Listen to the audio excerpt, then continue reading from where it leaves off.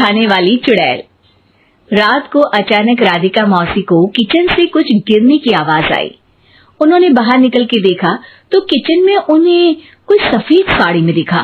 वो चीख पड़ी, हे भगवान, आलतू जलाल तू आई भला को टाल तू, आलतू जलाल तू आई भला को टाल तू।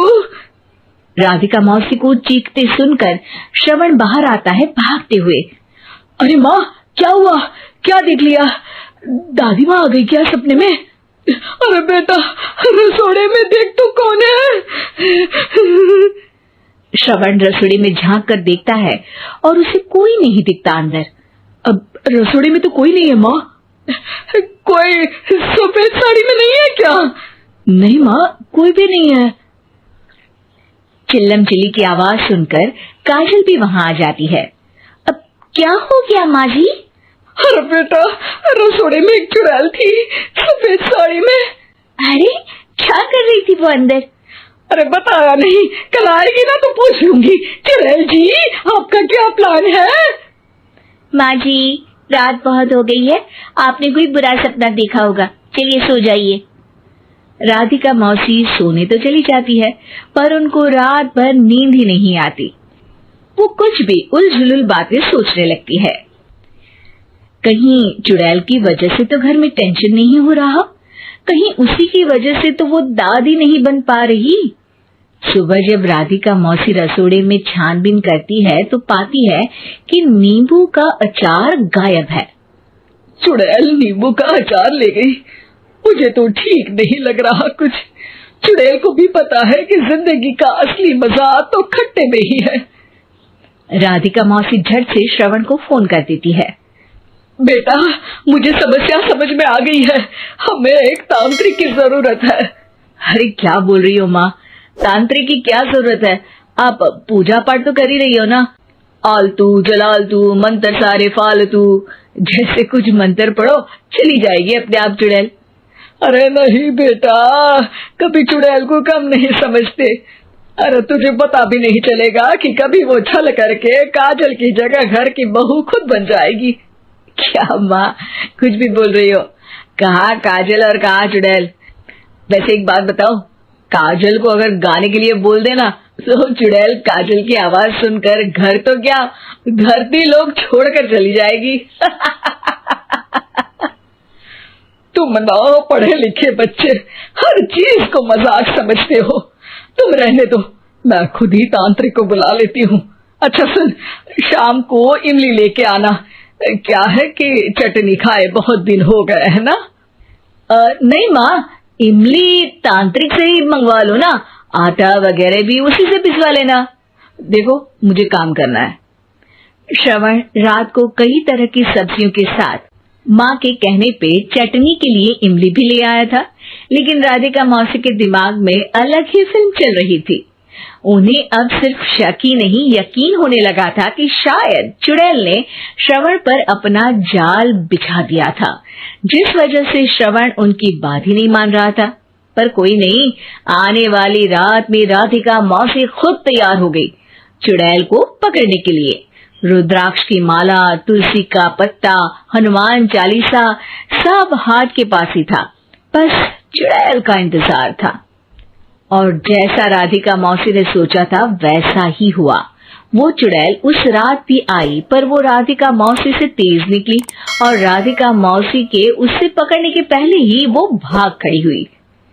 जरूर बहू पे साया है उस चुड़ैल का, तभी तो श्रवण के कमरे में गई है। और अगली सुबह राधिका मौसी पिछली रात हुए हमले में किन चीजों का नुकसान हुआ उसका हिसाब लगा रही थी। उनके खेमे से एक आम के अचार की शीशी भी गायब हो चुकी थी और वो इमली भी जो कल श्रवण लेकर आया था। राधिका मौसी इस बारे में सोच ही रही थी कि श्रवण जल्दी से रसोड़े में आकर दवाइयों की पोटली ढूंढने लगता है। अरे बेटा, क्या हो गया?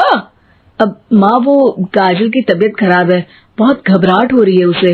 हे भगवान, मैंने पहले ही कहा था कि तांत्रिक को बुला लेते हैं, पर नहीं, अब देखो उस चुड़ैल ने काजल को अपने वश में करना शुरू भी कर दिया है। हालांकि श्रवण भूतों में विश्वास नहीं करता था, पर अब वो भी डर जाता है और राजी हो जाता है एक तांत्रिक को बुलाने के लिए। कुछ ही घंटों में तांत्रिक आ जाते हैं और राधिका मौसी तांत्रिक जी को सब बता देती है। घोर संकट, घनघोर संकट, चुड़ैल को मारू जोर चाकट, ओम भट स्वाहा खटखा के आहा। अरे ये क्या मंत्र है?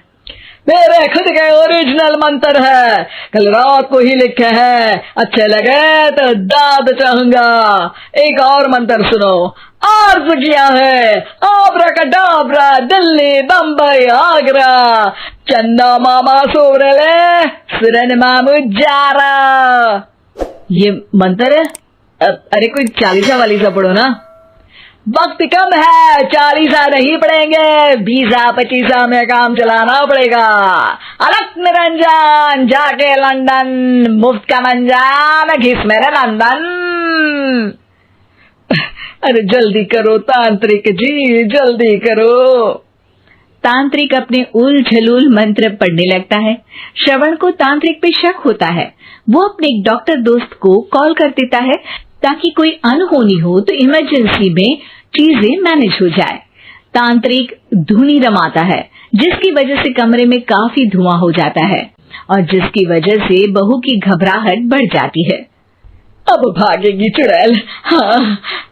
बहू खांसते हुए धुएं से बचने के लिए बाहर चली जाती है। अरे भाग रही है, भाग रही है।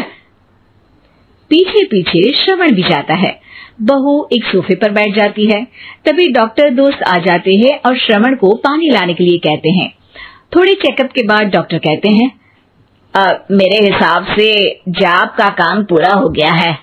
क्या मतलब? अरे कुछ भी नहीं माँ, कोई चुड़ैल नहीं है, खुशखबरी है, अब दादी बनने वाली है।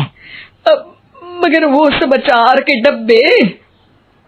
श्रवण दोनों अचार के डब्बे अपनी माँ को दिखाता है जो कि उनके बिस्तर के नीचे छुपे हुए थे। आपने सही बोला था माँ, वो चुड़ैल काजल ही थी जो खट्टा खा रही थी। हमें कल ही पता चला, पर हमने आपको ये तांत्रिक वाला काम करने दिया ताकि आपको भरोसा हो जाए कि भूत वगैरह कुछ होता ही नहीं।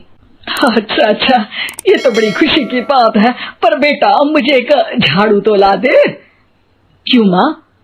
ये तांत्रिक का भूत उतारती हूँ मैं। अब तांत्रिक राधा मौसी के डर से घर से भाग निकलता है और राधा मौसी उसके पीछे भागती है। अरे संकट ये घनघोर है, तांत्रिक मुआ चोर है। उम्मीद है कि आपको हमारी ये कहानी पसंद आई होगी। कृपया हमारे चैनल को सब्सक्राइब करें और सभी अपडेट्स के लिए बेल आइकन जरूर क्लिक करें। और हाँ, वीडियो लाइक और शेयर करना मत भूलिएगा। Bye bye.